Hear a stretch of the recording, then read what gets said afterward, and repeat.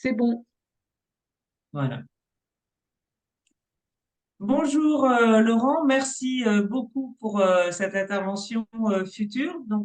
Laurent Ganassia, journaliste à Radio Shalom, cnews.fr et Factuel Média, va nous parler d'Isabelle Adjani dans le cadre de cette rétrospective entre guillemets, qui est plutôt un focus autour d'Isabelle Adjani, autour de 9 films marquants de sa carrière, donc organisé par Eden Cinéma, à la Cinémathèque de Tel Aviv, du 2 au 17 juillet. Pour vous dire déjà que la rétrospective a très bien commencé avec Adèle H, puisqu'il y avait une salle comble. Et nous en sommes ravis. Voilà. Bonjour Laurent. Bonjour Caroline et félicitations pour cette magnifique initiative. Ça fait vraiment plaisir que Isabelle Adjani soit célébrée en Israël, à Tel Aviv, parce qu'elle le mérite et parce que nous savons tous bien sûr qu'il y a une très grande communauté française, francophone, mais également d'Israéliens passionnés de cinéma et de cinéma français qui connaissent les films d'Isabelle Adjani et qui doivent être ravis d'assister à cette rétrospective. Donc un grand bravo à vous. Merci beaucoup. Ben, en tout cas, on est ravis voilà, de découvrir, enfin, de faire découvrir au public israélien, surtout cette actrice, comme on la nomme très bien, hors norme. Est-ce que vous pourriez un petit peu nous parler de ses débuts, parce que c'est quand même quelqu'un, on le sait, qui a commencé sa carrière très jeune. Donc voilà, si vous pouvez un petit peu nous raconter comment elle a démarré, d'où elle Oui, vient, cette envie de faire du cinéma, etc. alors, Isabelle Adjani, Isabelle Yasmine Adjani est née en 1955 à Gennevilliers, donc dans la banlieue parisienne, d'un père kabyle et d'une mère allemande. Elle avait un frère qui, hélas, décédé il y a une dizaine d'années. Et elle a grandi donc dans ce milieu très modeste. Je crois que son père était garagiste. Elle a pu assister à l'ostracisme des personnes immigrées quand elle était jeune. Et puis très vite, elle a été amenée, je crois qu'elle a été repérée pour un téléfilm qui s'appelait Le Petit Bougna quand elle était préadolescente. Et elle a tourné bien sûr ce film pendant les vacances. Elle a commencé à y prendre goût, mais elle n'était pas du tout destinée à cela parce qu'elle avait une éducation quand même très stricte. C'était une très très bonne Mhm. élève. Et puis, de fil en aiguille, elle a été aussi approchée par Nina Companese. Euh, et puis, elle est rentrée à la, à la Comédie Française. Elle a été en fait, dans les années 70, la plus jeune pensionnaire de la Comédie Française. Ça a été pour elle, je pense, une façon de s'émanciper un petit peu. Donc elle a joué, elle a appris donc les grands classiques, que ce soit Molière, que ce soit Garcia Lorca. Elle a eu comme partenaire Jean-Paul Roussillon, Francis Huster. Et puis, elle a évidemment pris goût, elle a été approchée, elle a été appréciée par les spécialistes sur place, bien sûr, de la comédie française, qui étaient ravis donc, de l'avoir joué les personnages du répertoire. Et de fil en aiguille, elle a été amenée aussi à prendre des congés pour pouvoir faire du cinéma, puisque l'un de ses premiers grands films, en 1974, on s'en souvient, ça a été La Gifle de Claude Pinoteau, Mhm. le réalisateur également La Boum un petit peu plus tard, de Mhm. La Cible, de L'étudiante, la Neige et le Feu également. Et ça a été un très très grand succès, évidemment, la Gifle en 74 avec Lino Ventura, Francis Perrin, Annie Girardot, le film d'une génération où elle jouait le rôle d'une étudiante. Et puis tout de suite, ce qu'on a remarqué en elle, au-delà du fait qu'elle avait une cinégénie naturelle absolument évidente, c'était sa façon de s'exprimer, sa façon comment dire, de déclamer un texte d'une manière tellement spontanée et en même temps très très impressionnante, un phrasé assez exceptionnel qu'on retrouvera après dans les films qu'elle jouera un peu plus tard et aussi dans les pièces de théâtre, qu'elle aura aussi l'occasion après la période de la Comédie Française de jouer sur les planches à Paris en province.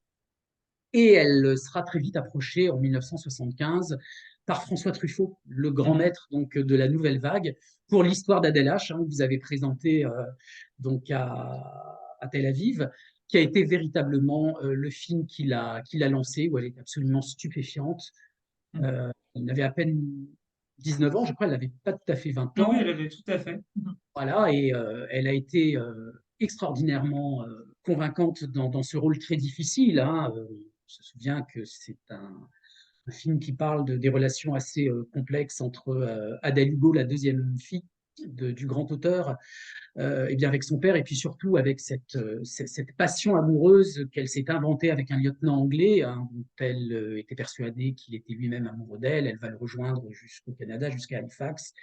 Elle s'imagine continuer à vivre une passion amoureuse avec lui. Elle n'arrive pas à réaliser que c'est un mythe, que c'est un mensonge. Elle y croit dur comme fer, et puis elle finira malheureusement donc totalement désemparée, à la Barbade, recueillie par une dame qui elle-même était passionnée par Victor Hugo et qui reprend contact avec le grand auteur pour la rapatrier en France. Et c'est un destin tragique et à la fois un film fer de lance de la carrière d'Isabelle Adjani et surtout des personnages qu'elle aura plus tard à interpréter dans sa carrière, aussi bien dans les drames que dans les comédies, où il y a justement comment dire, ce leitmotiv, ce fil conducteur qui est véritablement la figure du père. Voilà, dans tous ces films, c'est assez impressionnant. Pas dans tous ces films, mais dans une grande partie de ces films, que ce soit l'histoire d'Adèle H, La Gifle, Mortelle Randonnée, que vous allez programmer également, bien Mhm. évidemment L'été meurtrier, Camille Claudel, et même dans ces comédies comme Tout feu, tout flamme, par exemple, il y a toujours ce rapport à la fois difficile, douloureux, anxiogène, ambigu avec la figure paternelle. Voilà. Si on Mhm. doit résumer véritablement une thématique dans la carrière d'Isabelle Adjani et des personnages qu'elle aura à interpréter donc à l'écran, c'est véritablement ce rapport avec la figure paternelle. C'est assez incroyable. Hein. Je ne pense pas que c'était forcément calculé, mais c'est un Mhm. Oui, leitmotiv, c'est une thématique qui revient.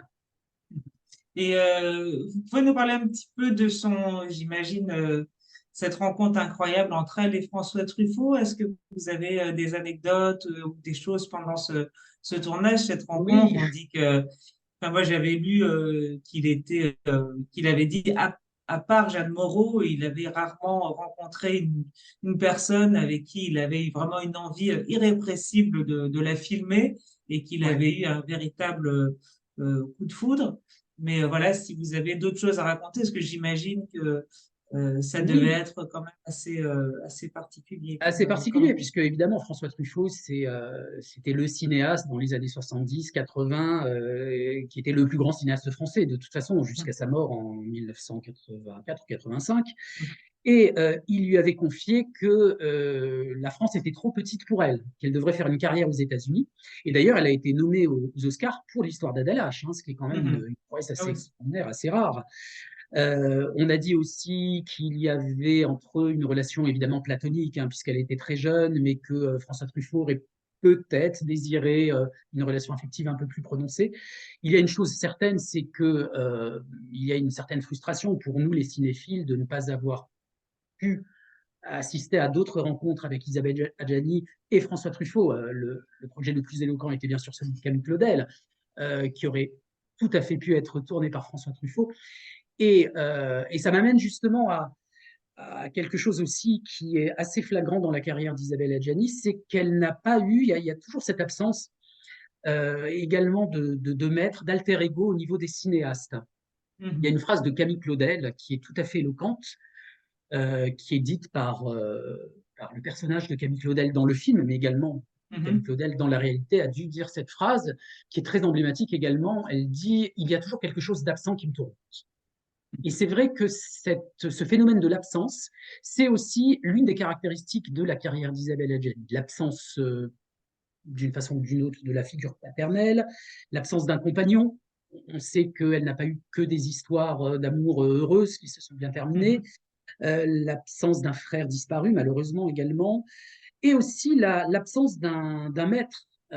Pour reprendre d'autres exemples, on sait que Catherine Deneuve a tourné presque une dizaine de films, je crois, avec André Téchiné. Mhm. Isabelle Huppert a tourné un nombre Avec incroyable de films Chabrol. avec Claude Chabrol, Sophie Marceau avec André Zizlewski.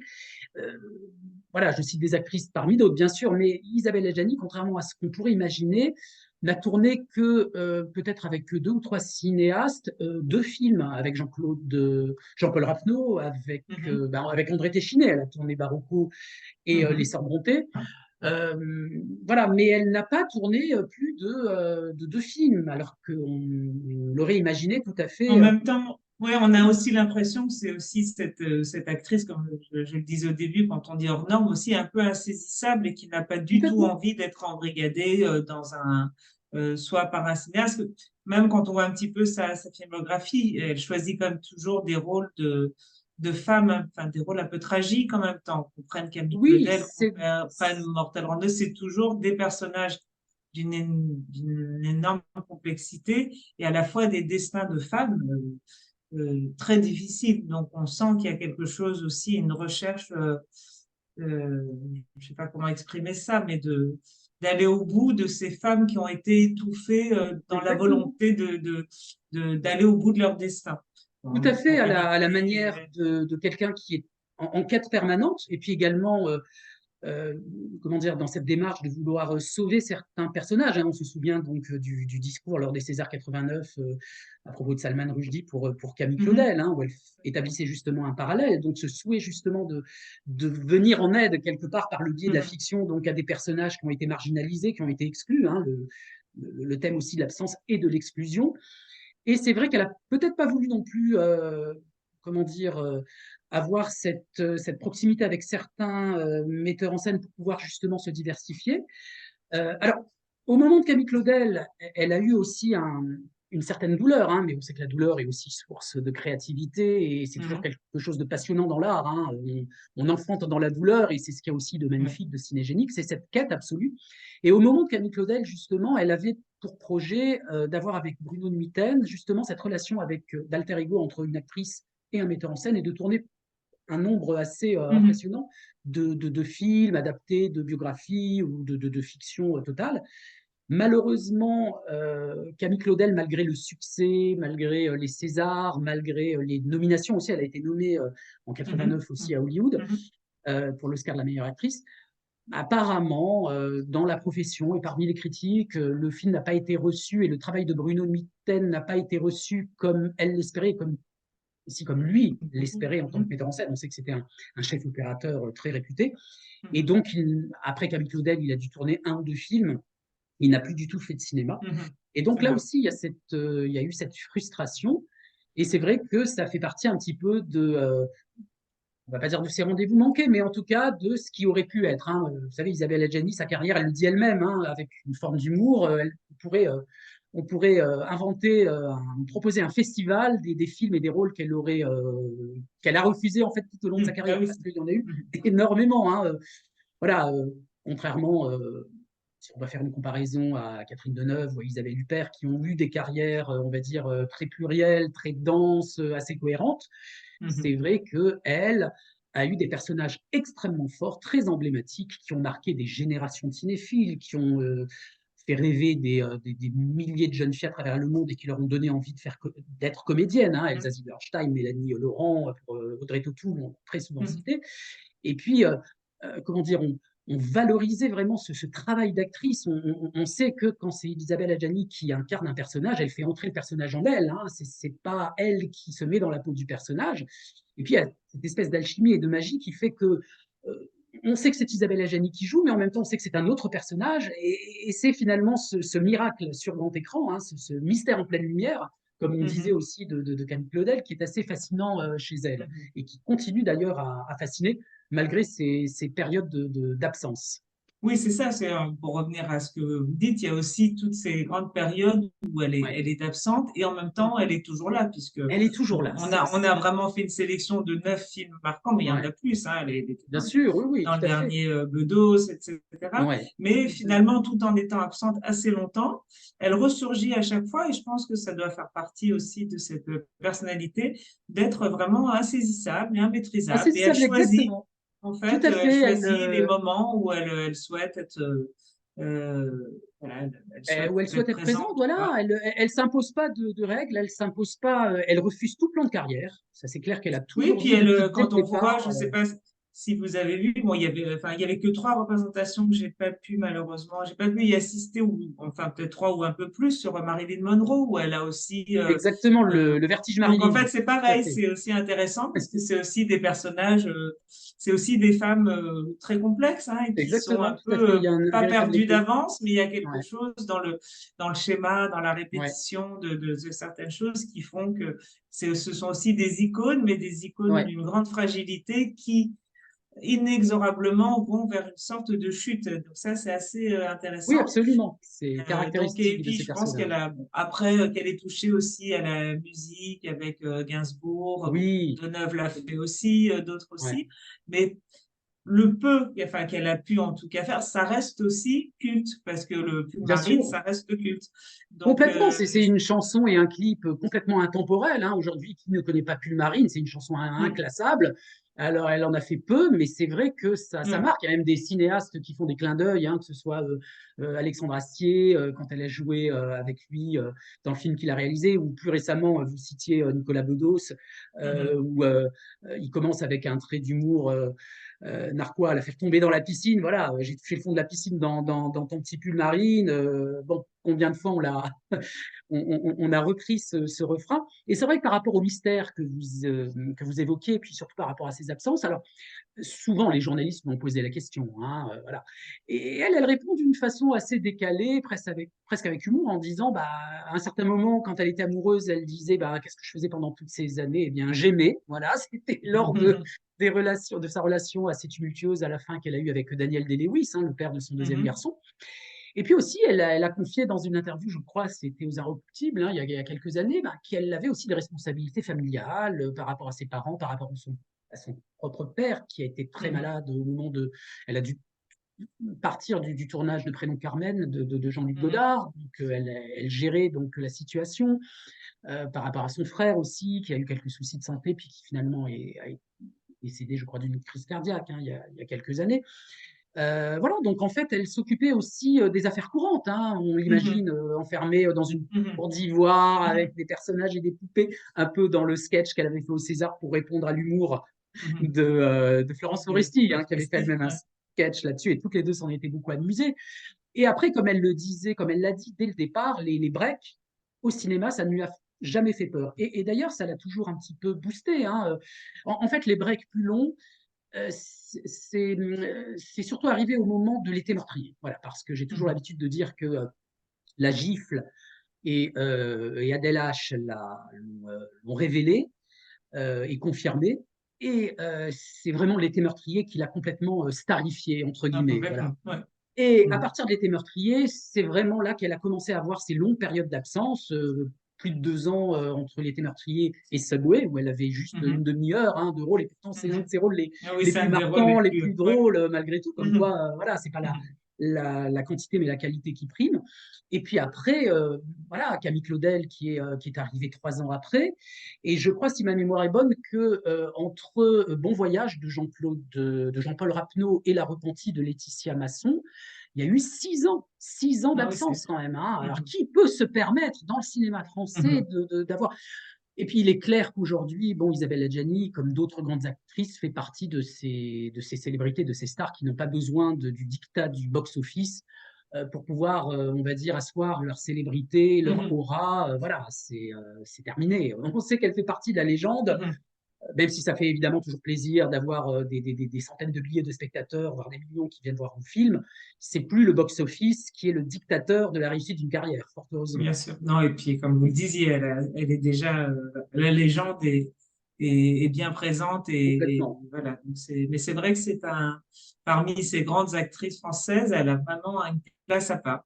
Une Si place à on part, tout à parle fait. de Exactement. Deneuve, qui a Exactement. aussi commencé jeune, mais qui, elle, pour le coup, c'est un autre rythme, une sorte Ah de. oui, qui tourne beaucoup, qui est bon, c'est son choix à elle, mais encore une fois, hein, le rythme de la carrière d'Isabelle Adjani, c'est elle qui le décide, hein. Elle a refusé plein de rôles, plein de personnages, elle a même refusé des grands rôles américains, hein. Elle a Mhm, refusé, malgré l'insistance de Michael Douglas pour Basic Instinct, elle n'a pas voulu tourner Basic Instinct, elle a refusé Liaison Fatale avec le même mhm, Michael Douglas, elle a refusé Gladiator.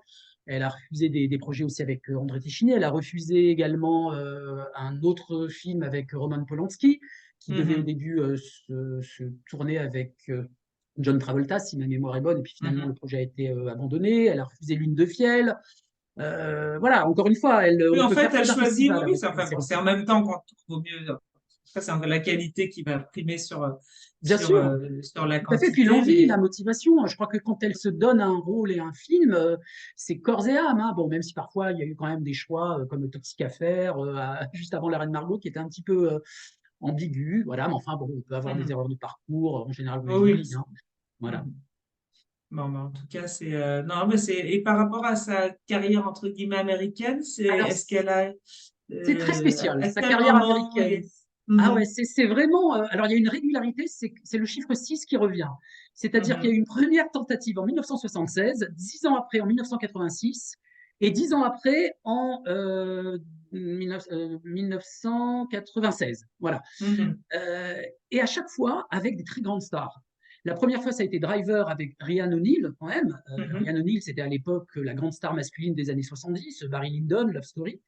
Et le mhm. film qui est ressorti d'ailleurs, remasterisé il y a quelques mois, est vraiment un thriller assez intéressant, dans lequel elle a aussi un rôle assez fascinant. Un bon film que moi je n'avais pas vu et que j'ai beaucoup apprécié, qui est devenu un film culte quelque part. Après, ça a été Ishtar. Alors, Ishtar, ça a été un Oui. ratage total parce que Hélène May, la réalisatrice, n'était pas du tout à la hauteur. Et pourtant, c'était en compagnie quand même de Warren Beatty, hein, avec Ah oui. lequel aussi elle a une Mhm, histoire sentimentale, et de Dustin Hoffman. mhm. Excusez du peu quand même, hein. Ah ouais. Et voilà, à cause de la production qui a été remise à plus tard. Enfin bon, bref, on va pas rentrer dans les détails, mais à la fin, elle a carrément insisté pour être montée, pour être coupée au montage. Elle n'apparaît que 10 minutes et voilà, le film est sorti en catimini, n'a pas eu du tout de succès. Et 10 ans après, 1996, avec Sharon Stone pour un remake de Diabolique, réalisé Mhm. par Jeremy Chichik, hein, qui n'est pas très connu à Hollywood. Et le film a eu aussi des soucis de droit d'adaptation par rapport à la veuve de Clouseau, puisque c'était à l'origine Mhm. un film de Clouseau. Le Et closer. donc, du Mhm. coup, Sharon Stone s'en est désolidarisée. Ça a laissé, on va dire, une trace un petit peu ambiguë au moment de la sortie du film, qui était pas mal, hein, moi je l'avais bien aimé, mais qui n'a pas eu la carrière escomptée. Donc voilà, à chaque fois des tentatives qui n'ont pas abouti, on va dire, à des films complètement mémorables. Après, voilà, elle a été, encore une fois, hein, comme je l'ai expliqué, sollicitée plusieurs fois, mais elle a refusé. Mais je pense qu'il y a beaucoup de réalisatrices, d'actrices américaines, hein, françaises, pardon, qui n'ont pas forcément l'appétence de vouloir réaliser une Une carrière à carrière Hollywood, hein, américaine. Ouais, je pense une qu'il y en a carrière qui américaine, essayent. hein. Ouais, ouais, Voilà, tout à tout à fait. fait, qui se suffisent en tout cas de l'aura qu'elles ont. Et puis elle sait très bien, Isabelle Adjani, que des tas d'actrices américaines l'adorent. Et c'est une référence, hein. Elle a été présidente du Festival de Cannes en 1997, nommée 2 fois, Adèle H et Camille Mhm. Claudel à Hollywood pour les Oscars. Elle est connue dans le milieu et Oh oui, c'est pas ce qui l'a fait fantasmer, en tout cas. Voilà. Mhm. Et parmi les projets à venir, en fait, quels sont les projets sur lesquels Alors, elle encore va une travailler fois, c'est prochainement? toujours délicat parce qu'on annonce des projets, puis finalement, ils n'aboutissent pas. Mais Parce là, on que sait qu'il ceux y en qui a est un certain qui sont annoncé en boîte, hein. Voilà. officiellement, voilà, ceux qui sont annoncés un peu Tout à fait. officiellement. Alors, ceux qui sont en tout cas bel et bien en boîte et qui vont sortir, hein, c'est le film réalisé par réalisatrice Mélanie Laurent, et qui s'appelle Mhm, La Grande Odalisque, hein, qui est adapté d'une bande dessinée de Florent Rupert, Jérôme Bulot et Bastien Vives, et qui devrait sortir courant 2023 ou début 2024. Le projet mhm, aussi d'incarner Belphégor dans un remake donc de série télévisée réalisée par José Dayan, avec laquelle elle ok. a déjà collaboré à la télévision. Un autre téléfilm également, toujours avec José Dayan, qui s'appelle Adieu vinyle et qui revient un petit peu sur les années 70. Un projet également Netflix, un projet américain donc de série où elle aurait Nicole Kidman comme partenaire, Mhm. là, donc Ouais. qui n'est pas rien. Et puis le fameux disque de Pascal Obispo qui devrait, Ah après oui. 15-20 ans, enfin sortir. Voilà, donc Mhm, on l'attend toujours, mais bon, il était dans les tiroirs et Pascal Obispo aurait déclaré qu'il serait prêt maintenant à le sortir. Non, je pense qu'elle est toujours en attente de rencontres. Elle n'hésite pas à jouer de son image. Elle n'hésite pas donc à remonter sur les planches, hein, comme on l'a vu. Moi, j'ai eu mhm, l'occasion de la voir dans plusieurs représentations, mais moi, c'est surtout la Dame aux camélias, hein, qui m'a marqué, mhm. parce que c'est vrai qu'autant au cinéma, on peut se dire qu'il y a plusieurs prises, que la caméra revient sur 15-20 prises quand ça ne va pas, mais au théâtre, on ne peut pas On ne va tricher. pas tricher, non, ça c'est Voilà. Et sûr. quand vous la voyez 2 heures déclamer un texte avec une dextérité, un phrasé qui est aussi impressionnant que sa façon de bouger, que le clignement de ses yeux, que la façon de passer ses mains dans les cheveux, son sourire, etc., vous vous dites, mais vraiment, c'est une actrice qui a fait la comédie française et ce n'est pas rien. Voilà. Mhm. C'est quand même très, très impressionnant. Et puis, bien sûr, cette cinégénie qu'elle continue quand même à avoir, malgré tout, malgré les années, malgré les décennies, cet humour aussi qu'elle a sur elle-même, Mhm. cette dérision, cette passion. Voilà, c'est pour ça que il y a des tas de cinéphiles qui la considèrent comme leur actrice préférée, ou en tout cas l'une des actrices Mhm. qui auront marqué, on va dire, leur relation affective avec le 7e art. Ça, c'est certain. Mhm. Bah, écoutez, je vous remercie, c'était très, très intéressant et ben, on Ben, va être merci. Merci à vous, enchanté Caroline. de partager voilà, cet entretien avec le public. Et vous m'avez confié que Isabelle Adjani était au courant de cette rétrospective Oui, donc, oui, qui a lieu tout à actuellement à fait. Tel Aviv, hein, et je crois que ça fait plaisir aussi de savoir qu'elle-même Ah doit oui, elle être était quand même assez totalement heureuse hein, que enchantée ces films voyagent. que l'on puisse, elle a malheureusement pas pu venir, mais qu'on puisse faire voyager ces films, parce que bon, avant tout, c'est aussi pour beaucoup en Israël les découvrir, parce que nous, on en parle Absolument. effectivement avec un affect assez fort, mais Ouais, pour les Israéliens, je suis très heureuse en tout cas de faire connaître à travers cet événement des films, bah, de très grands films, parce que c'est aussi une grande actrice et de grands réalisateurs qui marquent aussi une certaine époque du absolument. cinéma français. Voilà. Merci Caroline, Merci, bravo pour cette rétrospective merci et à et à très très bientôt. bientôt. Merci. Merci, au revoir. Au revoir.